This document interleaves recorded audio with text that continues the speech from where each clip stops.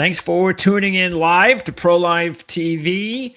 This is the Our Lads Football Network, and we get the opportunity once again to talk more about the college football season for 2025. And we actually started things off with Ohio State, and that was pretty cool. Kevin Noon did a great job for us, talked to us throughout the playoffs and the championship game last year. So having him first was, I guess you could say, apropos. And now we're talking about the Texas Longhorns, which is interesting because these two teams are going to be fighting it off August 30th, I believe it is, Joe, and or is it 28th? 30th, 28th? Yeah, it's August 30th. It's up 30th. Up in Columbus and noon Eastern. Yeah, so that is an awesome way to kick off the season for a lot of fans. Potentially the top two teams that'll be ranked when the season begins. So Joe Cook is joining us, the managing editor of InsideTexas.com for the very first time on our network. Joe, thanks a lot for doing this. Yeah, I'm glad to do it, and looking forward. We're 45 days away, I think, as we're speaking. So it's getting closer and closer. Yeah, and that's why I think this is a great time, because I know there's a closer you get, things are going to get really amped up, especially with this Texas program. So considering how successful things have been the last couple of seasons, and now with Arch as the Heisman favorite to kick off the season and all the expectations, even though the team lost a boatload of talent from last year's class, I got to imagine the fan base, the excitement for the program is at an all-time high. Yeah, having Arch Manning as a starting quarterback has people really excited. And you know, there are a lot of people in Austin who may have wanted the Arch Manning era to start earlier. It didn't. We're going to get the Arch Manning era this year, and it's really something that I think Texas fans, obviously, and even Steve Sarkisian, has really been looking forward to. You know, someone who he recruited, who he believes is a perfect fit for his offense, can run the football a little bit, has some athleticism that comes from his dad as opposed to his uncles. And then as we saw against UTSA and against ULM and against Mississippi State, he can throw the ball downfield. It's one of his strengths. So really excited to see that. Got to have some pieces around him step up. He's got to step up, but it should be a really fascinating season in Austin. I got to ask you, and then we'll go into everything else, but just regarding Arch and his patience. Again, not having someone that we could rely on to talk to the last couple of years. That's why it's great to have you on here. Why? I mean, so many other people, I mean, this is just unheard of that someone with his talent and his name recognition would have waited 2 years or a third year before he actually decided, okay, yeah, I'm all right with starting on my third season. Yeah, it's he's even talked about how, you know, his whole life, he's starting, you know, freshman at Isidore Newman. He's the starting quarterback. And, you know, he said basically the only thing that he really wasn't a starter on was the basketball team there. And so he gets to Texas, and not only does he not start right away, which I think he knew was a possibility, you know, with Quinn Ewers there, with Malik Murphy there in 2023. I think he understood that no matter where he went, that it would probably take him a year before he had a chance to really fight for that starting position. But then Quinn Ewers stuck around for an extra year. It was a little bit of a behavior that nobody expected from Quinn, because most of what he and his family have done throughout their career has been with their eyes on getting to the NFL as fast as possible. So to wait one more one more season was surprising. So Arch had to wait again. And Arch got his opportunity. Backup quarterbacks at Texas get their opportunity, it seems. Lots of guys get injured, get hurt. The backup gets to play. Arch Manning comes in, lights up some cruddy teams. Let's not beat around the bush and highlight ULM and Mississippi State. I think they combined to go 7-17 or something like that. So, and then, you know, he's back to the backup role. Get some opportunities as kind of a rushing quarterback. They didn't really want to do that much with Quinn Ewers, but wanted to make sure that he was able to use his legs, and now it's going to be his turn. Quinn goes in the 7th round. They brought in a transfer just to add some depth. Matthew Caldwell from Troy, 1-year rental, gives him a little bit of a more secure backup as opposed to a redshirt freshman and a true freshman. But the Arch Manning hype is here. It was big at SEC Media Days. and it's going to continue, all the way up until the season.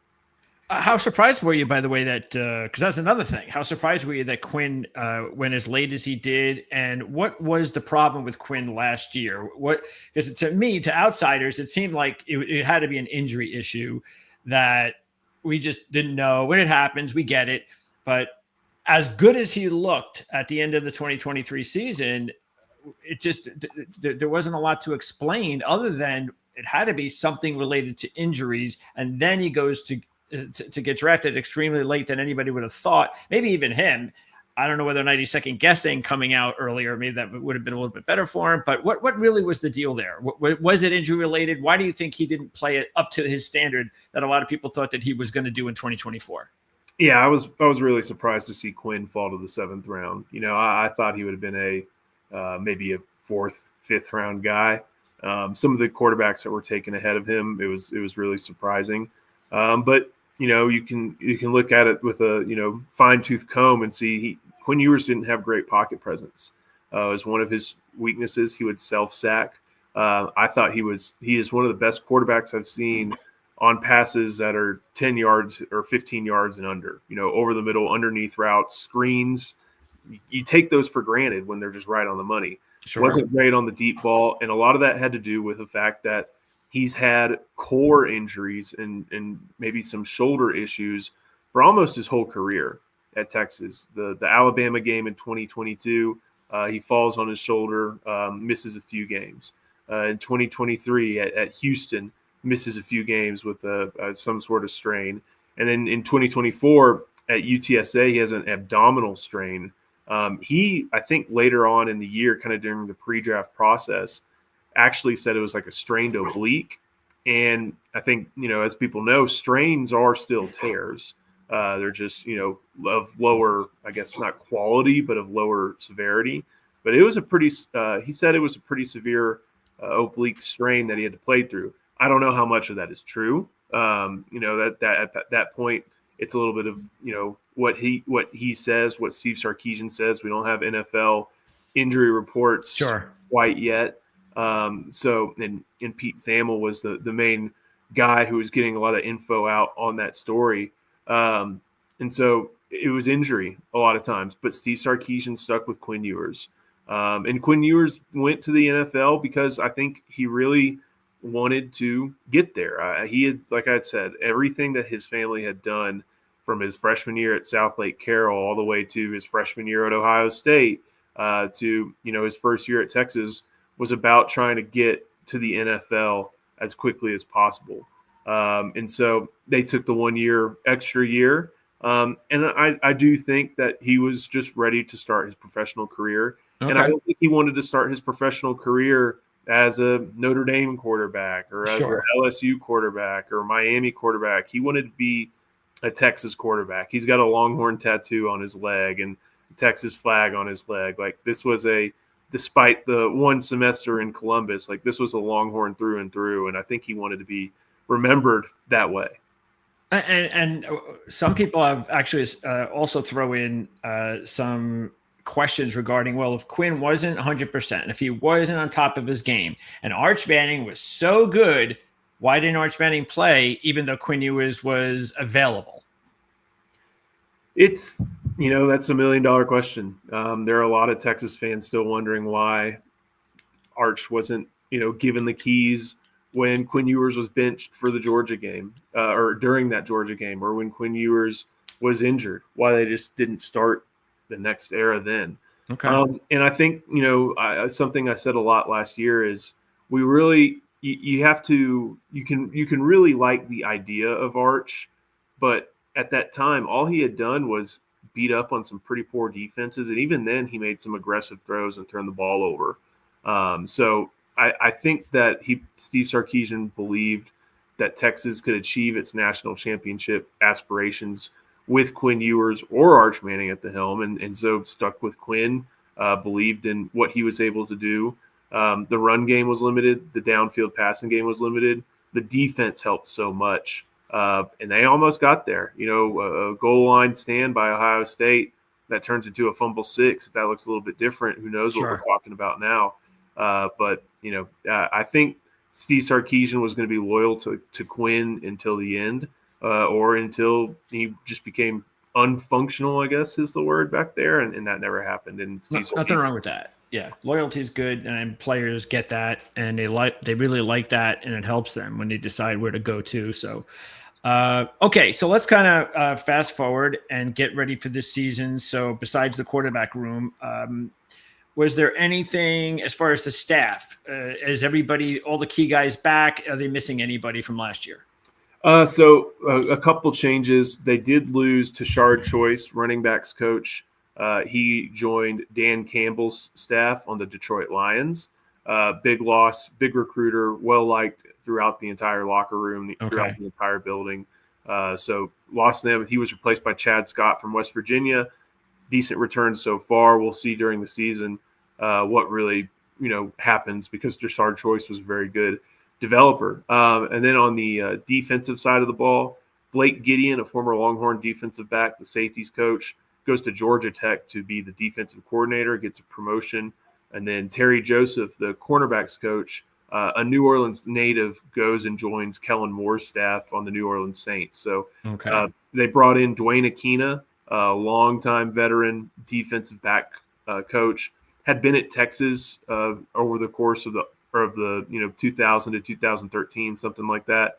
Spent time at Stanford, spent time at Arizona, and if there is a big time Texas defensive back in the NFL, he was probably coached by Dwayne Aquina. So Texas fans are glad that he's back, like that name being back. And then Mark Orfe is the corners coach, came from Rutgers. Rutgers actually put a few cornerbacks into the draft these past couple of years, and I know a lot of that is Greg Schiano's a defensive guy, but Mark Orfe had his hand in it too. He's from the Houston area, so he's back in his home state. Other than that, a lot of continuity. Keeping the same play caller, obviously, it's Steve Sarkisian. Same head coach, same defensive play caller, same special teams coordinator. Okay. A lot of position coaches have, are in year 2, year 3. So a lot of continuity at Texas. Steve Sarkisian getting to year 5 is, a sign that he is, entrenched in this job. So too is his $10 million a year contract. And it's one of those things where at this juncture, a lot of it looks the same, and that helps all these players who are taking on new roles, developing all that, know what to do instead of having a lot of volatility, which Texas had in the 2010s.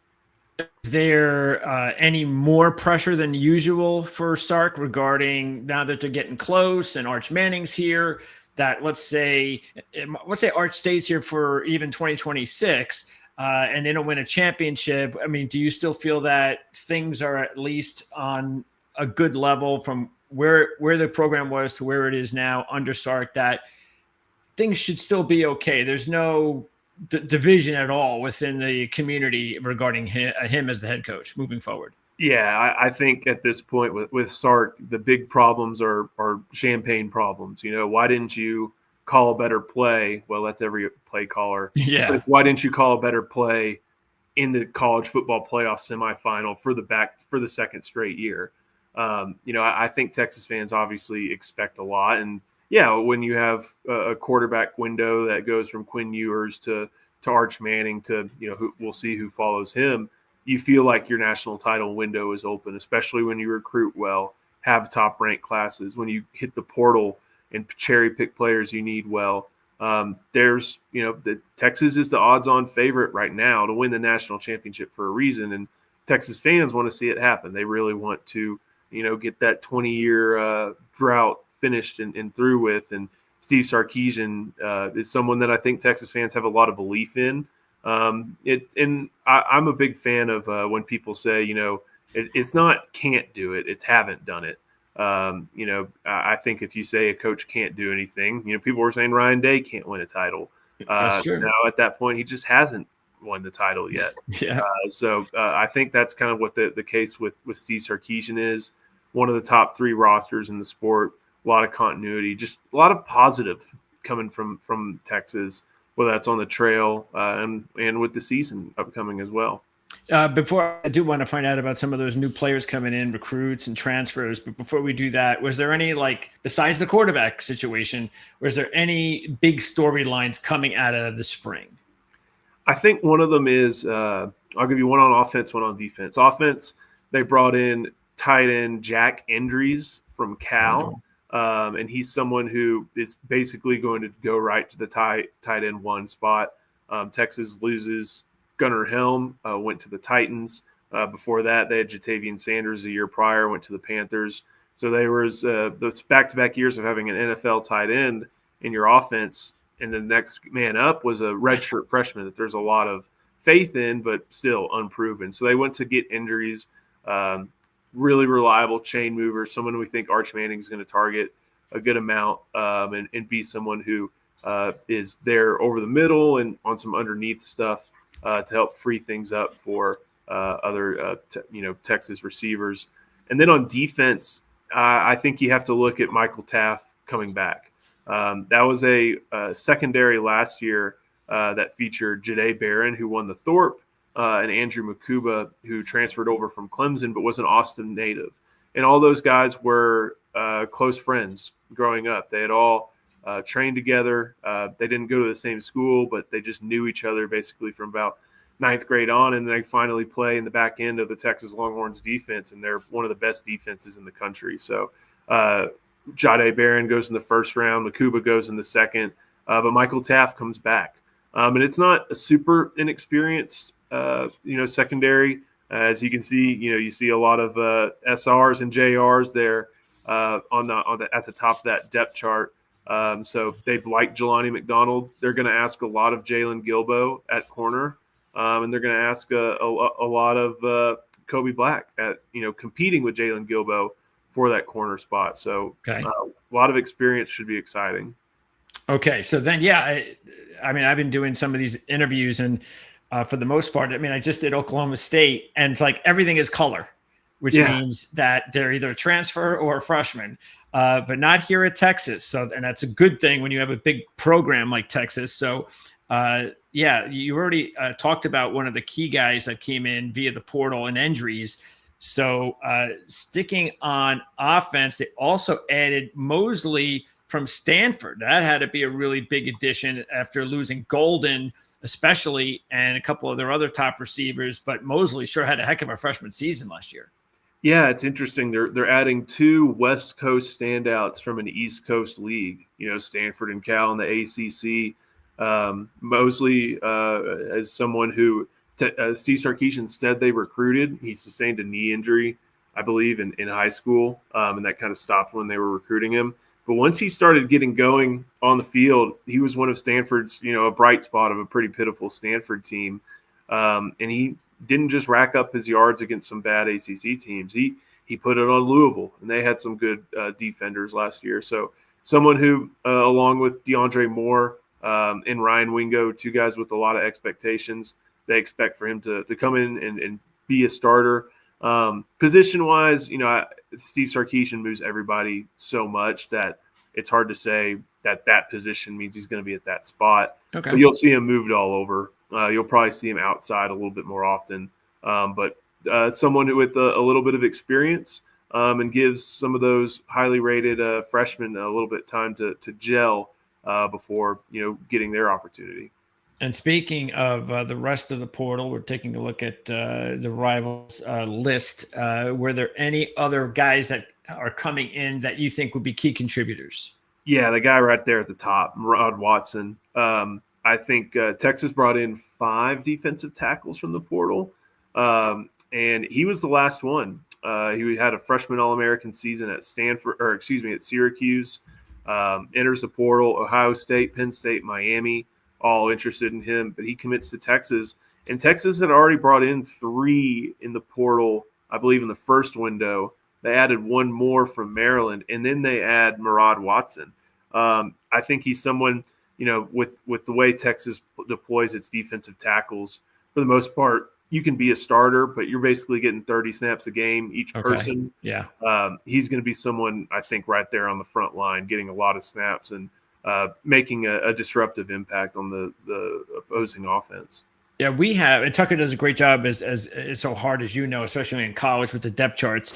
But do you think, because he has right now Brevard and Shaw as the starters up front, do you think again that it's just interchangeable, not a big deal, or do you think Watson should be along the starting lines? And what about Brevard and Shaw?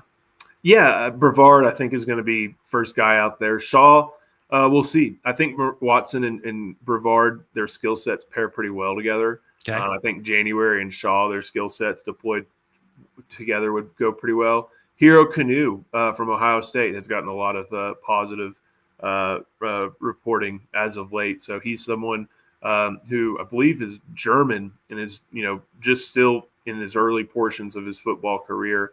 And then you see Justice Terry there. He's a true freshman 5-star from the state of Georgia, only listed at 268 pounds. So we'll see what happens, what role he fills in. Maybe he gets some more pass rush opportunities or defensive end chances. But Texas feels like at least one of those guys from the defensive tackles that they brought in is going to look good and be what they need from that position after having great play for the last 3 years. Yeah, definitely. Some of those guys have left. They're in the NFL now. So looks like they've done a pretty good job so far on paper bringing those guys in.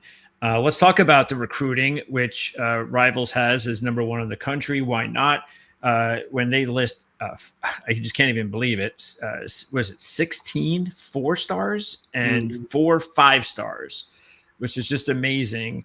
But in a way, that's I'm sure fans in Texas are like, yeah, that's the way it should be. This is Texas. This is the school in Texas, and that's what our recruiting should look like every year. We should be And now I'm not saying, of course, everyone is from Texas, as we see with their top 3 there, where 3 of the top 4 5-stars are from Texas, but. That's the melting pot. That's what you want to take advantage of, and it looks like Sarkisian's did a fantastic job of that. Yeah, he's getting the best that he can from Texas, and he's trying to get the best that he can from all over. Texas has a very good NIL structure and apparatus, and it's also a good program. So you get if you're a high school kid, or a portal player, you get the best of both worlds. We talked a little bit about Justice Terry, but going up to those other 5-stars, Jonah Williams, he actually enrolled early and ended up being the starting left fielder for the Longhorn baseball team this past year. So he spent a lot of time playing baseball. He's kind of getting back into the swing of things with football. Very athletic, but a safety, even though he's listed as an athlete. Guy who's going to be playing probably a boundary safety role. Someone who's super athletic, but we got to see how he can process. The other 5-stars, one was Kalik Lockett, wide receiver from Saxe. He's got great speed and size and body control.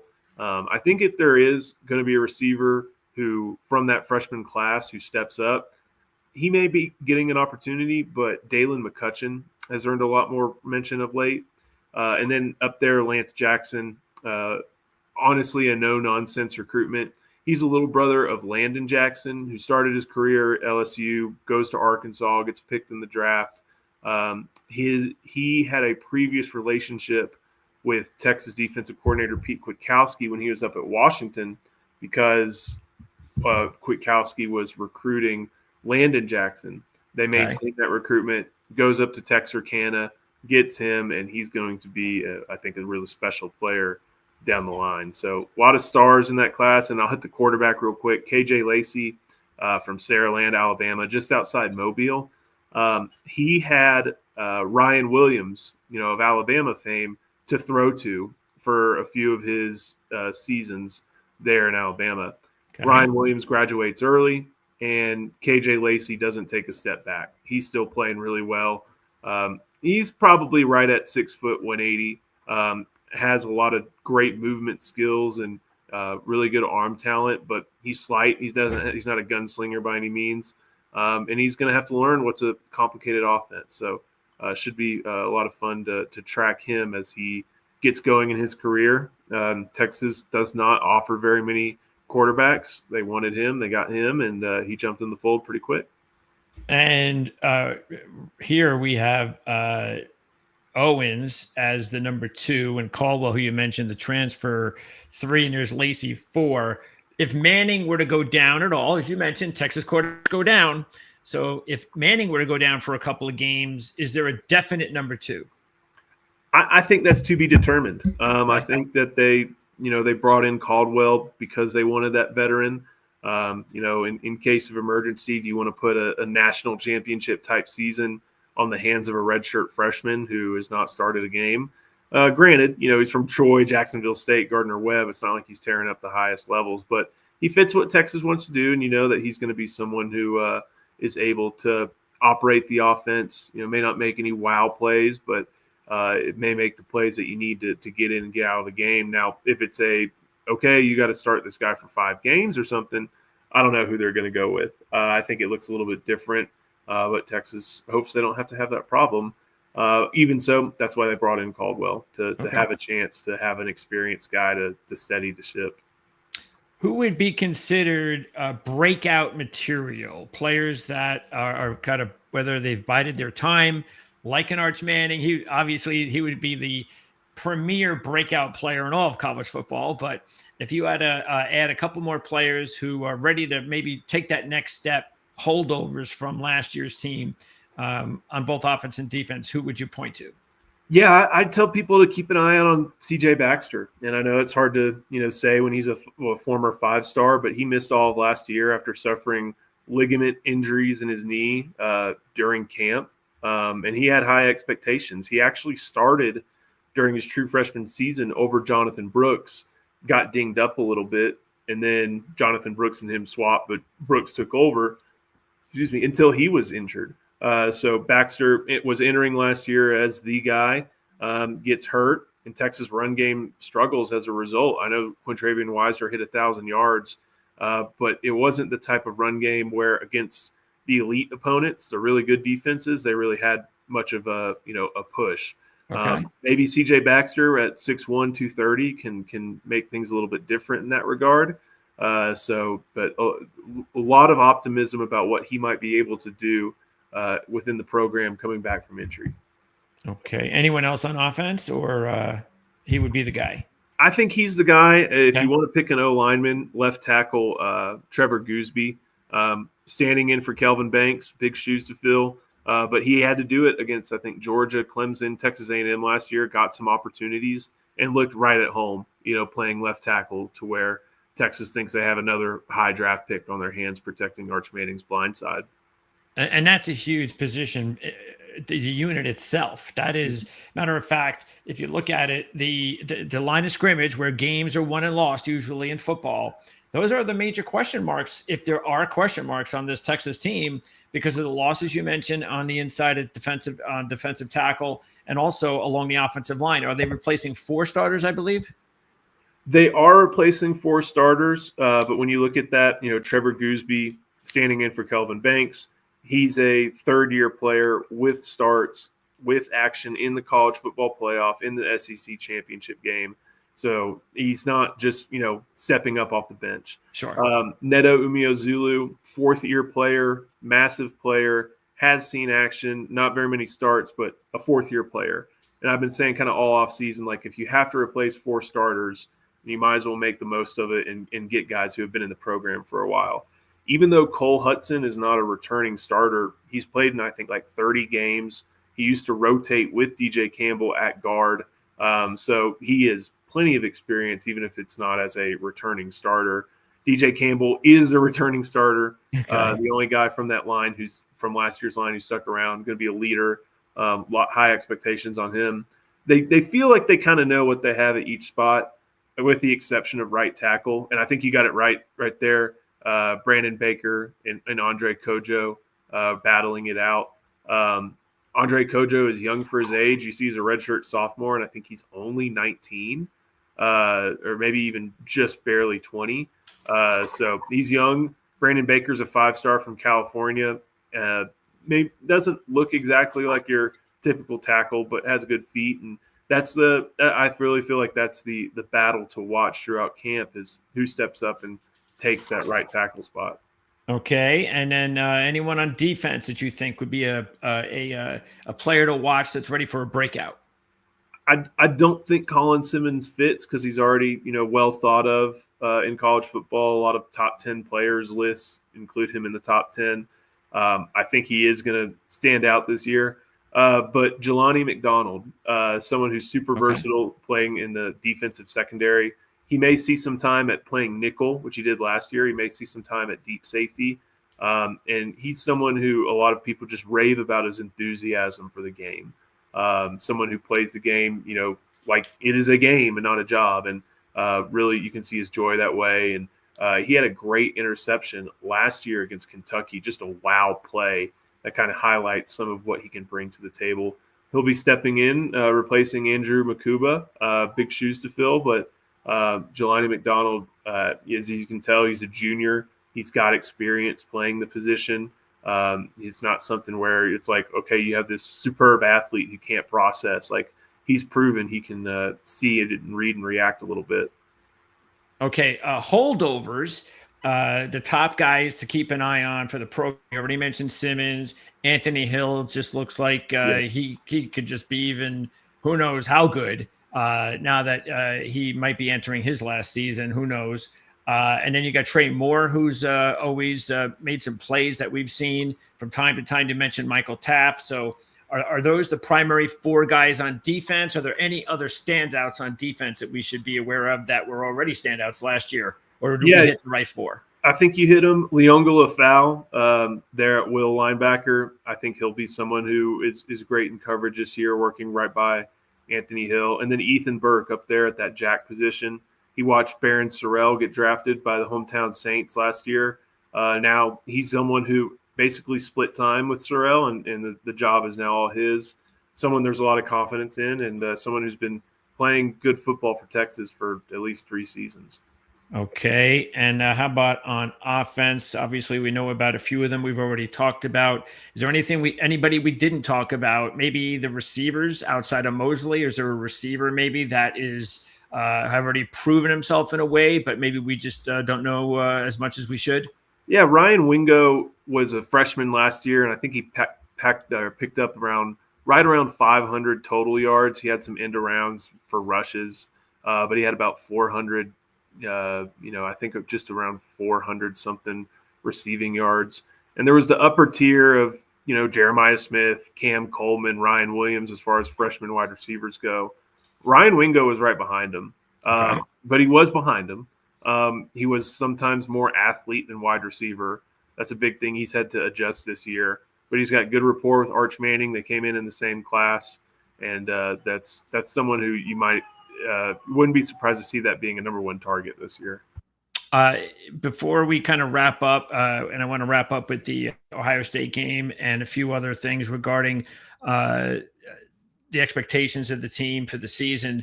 Are there any key injuries or anything like that we need to keep an eye on? Anybody that may or may not be ready to start the season?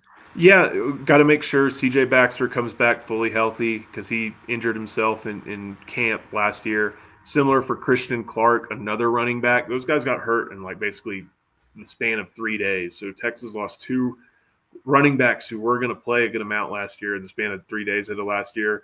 Both are participating. Both seem like they're going to be ready to go. That's about it. They kind of dialed things back over the course of spring practice because they played 16 games. There were some players who were pretty beat up, as you might expect, playing 16 games, going through a college football playoff. So they dialed things back, tried to get some guys some rest, try to get some younger guys some reps, and as a result, they came out of it pretty healthy. Okay, and then let's just wrap up by talking about the big game that's coming up to start the season that we started talking about. Texas is a 3-point dog, and really the schedule. When I looked at the schedule, that's also a part where I had to say, well, if there's a chink in the armor of potentially Texas winning more games than people think, because I think the win total is actually just 9.5. And I think right off the bat, you would just think, well, wait a second. I thought they were supposed to be the top ranked team in the country just about coming out of the season. 9.5 doesn't sound like a lot, even for a college football team over 12 games. But the schedule is actually pretty tough, not just at Ohio State, but it looks like every big game is either in a neutral site or on the road. Yeah, obviously Ohio State rematch of that Cotton Bowl from last year. Ohio State's replacing a lot. Will Howard's gone. A lot of the players on that team were gone. They do still have J.J. Smith. They do still have Caleb Downs. They still have talent. They're Ohio State, and it's going to be a rowdy environment up there. That's going to tell us a lot, not only about Arch Manning, but maybe what these strengths and weaknesses are, because usually Texas, they kind of save these games for week 2. Over the past few years, if they've played a big opponent, they get the Sam Houston or the San Jose State first, and then they'll play it. That seems like the smart way to do it. Yeah. Yeah, and I'm for that one. Yeah. But this time they're starting the season with Ohio State on that Labor Day weekend. They're going to learn a lot about themselves. Ohio State's going to learn a lot about themselves with the undecided quarterback competition. But the wide receivers are going to be there. The running backs are going to be there. I think the way I described Ohio State's offensive line, Texas's offensive line, with may not have returning starters but experienced players. I think Ohio State has a similar setup. That's just going to be a big game. Game day, Corso's last game day. I know LSU and Clemson's going on. I think Florida State, Bama may be going on that weekend. But this could be number 1 versus number 2. Yep. And that's going to, rightfully draw the attention of the entire country. And then you got 3 cupcakes. San Jose State may be pretty good. I think that's a bowl team. Maybe even a team that competes for the Mountain West. UTEP their ceiling is 6 wins, and Sam Houston is not going to sniff 6 wins. So, and then to that point about the tough schedule, you see that right there. That's the month of October. Away, neutral site Dallas. Away. They play the entire month of October away from Austin, and that's going to be tough because Florida has we'll see what Florida is. They have some tests early as well. Oklahoma has a pretty light schedule. They do face Michigan with maybe a true freshman quarterback. They have a really, really weak schedule leading into that game. Kentucky at night, I don't think much of Kentucky this year, but it is a night game. And then Mississippi State, could be that's an environment that it's going to be loud. You're going to have ringing in your ears. And I do wonder what's how the team is going to be heading into that game just after the full season. Vanderbilt, you know what? I know Texas kind of shot itself in the foot against them last year. I know Diego Pavia is back, but that game being in Austin, as long as Texas wakes up, I don't think it'll be as close as it was last year, but I don't think it'll be a laugher. They finally get a break, and then it's off to play between the hedges at Georgia and, see if they can I think when I looked it up, Kirby Smart hadn't lost a home game with, a normal crowd since like his first season. Wow. Like they've just been dominant in Athens. That's going to be a tough one. And then they end it with 2 rivalries, Arkansas, Southwest Conference rivalry. Who knows if Sam Pittman's still coaching that team at that point. And then they get Texas A&M at home. Last year that was the first time that the rivalry had been played since 2011. This will be the first time since 2010 that this game will be in Austin. So I think A&M is going to be another quality team. Remember that game last year was for a spot in the SEC championship game. That could very well happen again. And it'll be at night on Black Friday. I think the right day for this game. Give it a lot of national attention. They only have to compete with one NFL game, and you're going to see a lot of people there. It's definitely a circle to the calendar game in the state of Texas. Oh yeah, I mean it's a really tough schedule, but hey, I guess if you're going to have a tough schedule, now is a good time with this new system, because as long as everybody knows you're a playoff national championship contender, you can even, you might even be able to lose 3 games. But I'm still kind of surprised that it's 9.5, like I said. Here's just one service that has Texas right up there with Ohio State for the national championship odds. But yeah, I mean, even though they have that schedule, what do you think? I don't know if you've come up with an actual prediction yet, but do you think they'll win more than or 10 games or more in the regular season? I mean, I think 9.5 is the right number, because if you lose to Ohio State and then you go 6-2 in the league, you can still make it to Atlanta for the SEC title game. And then if you're at 9-3 playing for the SEC title, oh, that's going to be a conversation that is going to be tiresome. But if you are able to go and make, if you only lose one of the games against Ohio State, Florida, Oklahoma, Georgia, A&M, like if you go 4-1 in that stretch and you handle your business in your other games, like you're probably going to be a top, you're going to be in the top 5. You're going to be playing for the SEC title again, and you're going to be considered a top team in the country. And at that point, I would like to think that it's because of the strong defense and maybe Manning posting some positive stats and making a run at a certain trophy. But it really does depend, I think, on these road trips. And Texas has been a very good team in true road games. They haven't lost a true road game since 2022. Wow. They've lost some neutral site games, but they haven't lost on the road since Oklahoma State 2022. They're really going to have to prove it when you're going to the Horseshoe, the Swamp, Twin Natchez, and then you always have to bring it when you're playing in Dallas. Well, those kind of streaks, they're made to be broken. So eventually it will. But if they can avoid it this year, that'll be a heck of an accomplishment. I mean, how do you feel as following this team and knowing, of course, that there is an unknown there with Arch? Just that, like most kind of people, that, yeah, Texas deserves to be one of the top teams for the national championship. And if they win it, obviously there's no surprise there. But I do think there is some expectation now for them to win it. So, because again, nobody knows if Arch Manning will leave. If I mean, unless you know more than I do regarding, because he's been patient at this point. So I don't think it would be a surprise either if he just stays another year, even if they win a national championship. But he could leave and then that's it. So you want to take advantage of that. Yeah, I think there's an excitement for what this team could be, being a national championship contender like the ones of the past couple of years with Arch Manning. But I also think there is an urgency. You had 2 years of Quinn Ewers, 3 years technically, but a real 2-year title window in 23-24 with him at the helm if they didn't get more than a Big 12 title. And they won some playoff games, and those were big accomplishments to beat Clemson, to hang on against Arizona State, to be right there against Ohio State. Like those are real accomplishments. And I think, in this championship ring culture, it's just, well, what did you do? Well, I like winning. I think if you're a Texas fan, you like winning Peach Bowls. You like winning first rounds of the playoffs against the ACC champion on your home turf in a historic playoff game. Like that's the type of thing you like. But, like you mentioned, you've already gone through 2 years of the window. You don't know for sure if Arch Manning is going to be here after this year. You hope, but you don't know that for sure.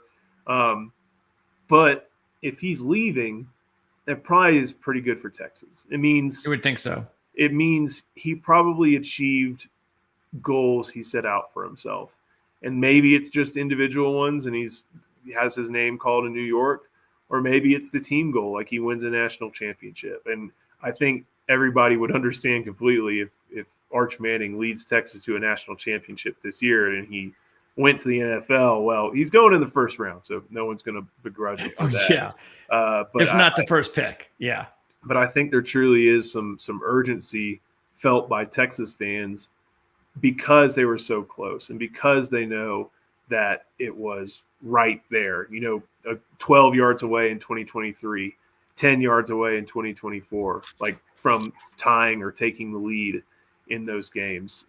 They tasted it. They felt like they were just about to be in position and then had it snatched away. And they want to go further. They want to get to that title game. They're tired of it's weird. They're tired of going to the college football playoffs. Yeah, right. They're tired of that. It's time to go above and beyond. And that's what they want to see. Well, that's understandable in a way. And last thing, do you think that and I'm just looking out for the Texas fan, but do you think that they're going to be seeing what's going on? Like right now, the Saints are considered to have, if you wanted to bet which team is supposed to have the least amount of wins in the NFL this season, the Saints are there. They're at the bottom. Do you think that is an actual thing, that if Arch sees a team that he either thinks, again, this is if most people think he's going to be number one, if he sees a team that he either likes or doesn't like, that could influence his decision? I think that there's still some scars from, what was it, Eli and the Chargers and that ordeal, and maybe Peyton staying an extra year with Tennessee. I don't see, even though Arch is a Saints fan, growing up in New Orleans and being Archie's grandson, I've not been given any reason to believe that Cooper Manning, his dad, has that type of manipulative streak about where he wants to go. And if the Saints tank and they decide, and I think they may tank without much direct. Yeah, it won't take hard. No, it. Yeah. Like they may be bad enough to where it's just going to happen. Maybe that makes them think about it. But I also understand that they like going into good situations, and Kelvin Banks is there, but what does the rest of the line look like? Kellen Moore's there. What does that offense look like? I think the Saints are definitely a interesting variable to throw in there. Yeah. Especially if they're in range to get Arch. But I also think that this is, a family that, as you can tell by him being here in his third year and just now being the starter, don't make a lot of emotional decisions when it comes to development and trying to set up for the NFL future. But if 1-1's there, 1-1's going to be there, and that's hard to turn down too. Yeah, and it doesn't seem, like you said, with Kellen Moore there anyway, and it is New Orleans, and I think the NFL would just flip out if they had the opportunity to see Arch Manning come to the Saints. I know it's not a major program, but it's still the NFL, and I think it would be great for the NFL if that were to happen. I think, fans outside and even New Orleans probably think that'd be kind of neat if that happened. So, but we'll see. We still got a long way to go. And Joe, I really appreciate this. I know you were busy getting here and traveling and all that. And that's why I really appreciate you taking the time to do this for the first time here on our network. And I hope with the busy season that it is, and the potential of success there is this season, that we could fit in maybe much shorter interviews during the season when some big games come up. I'd really like to do that and know exactly what's going on with the program, and having someone that's that close tied to the program like you are, following the team all season long. Sounds fun to me. Appreciate it a lot. Thanks, Joe. Appreciate it. And again, thanks a lot. We'll see you sometime down the road. All right, so that's going to wrap it up here on the Our-Lads Football Network. And again, we'll see you again real soon. Matter of fact, tonight we're going to be talking about the Auburn Tigers. The Auburn Tigers and Brian Matthews. He's been covering the Auburn Tigers for 24 years, I believe. So Brian is going to be my special guest. That's going to be at 8 o'clock this evening.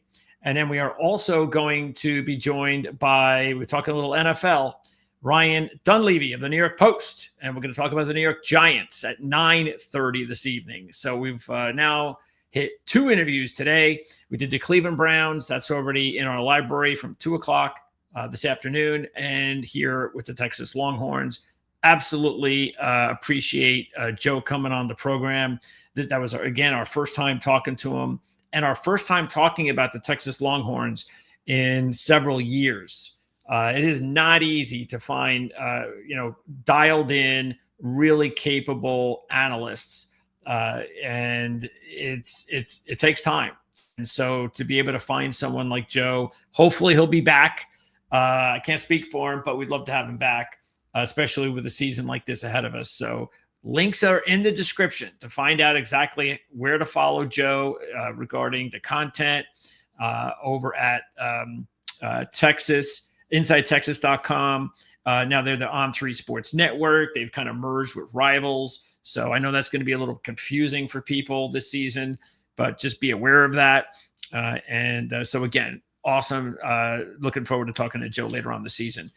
Don't forget, over at Our-Lads, they have the draft review guide in case you missed the NFL draft guide, which came out from Our-Lads. The draft review guide is out now, so that's a big one, and that gives you an opportunity to find out about the teams that drafted the 32 teams, the players.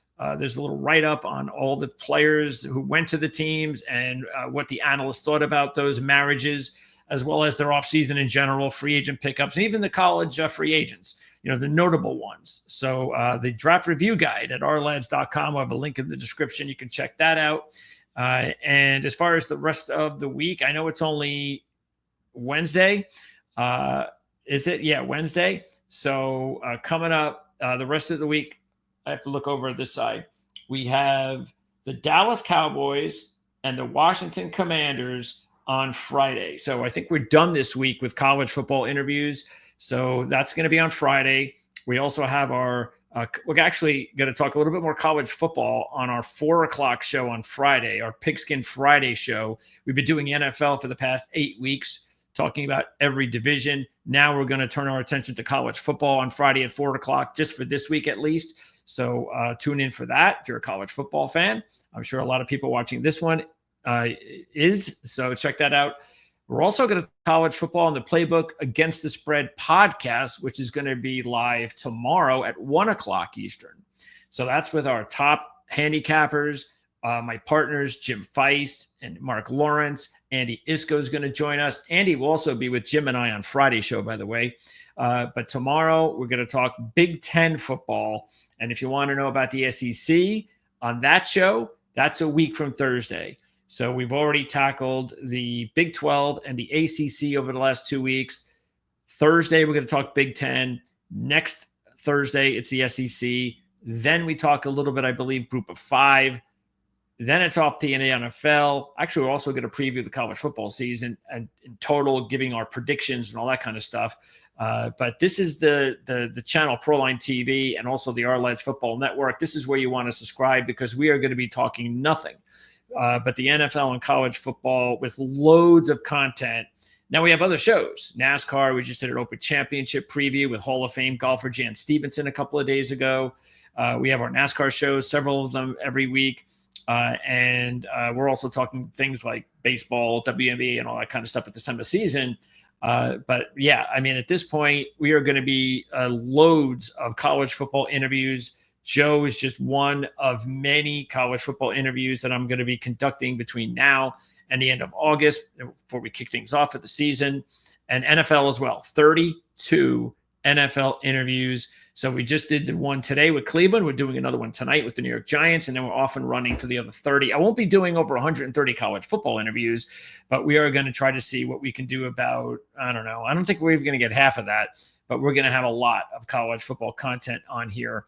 And so if you're interested in that, check us out. Subscribe here at Proline TV. Subscribe over at Our Lads, the ourlads.com website. Also, you want to look at that. I was located, by the way, when we were going over the depth charts for Texas, that was all from the ourlads.com website, the best depth chart website in the industry for both college football and the NFL.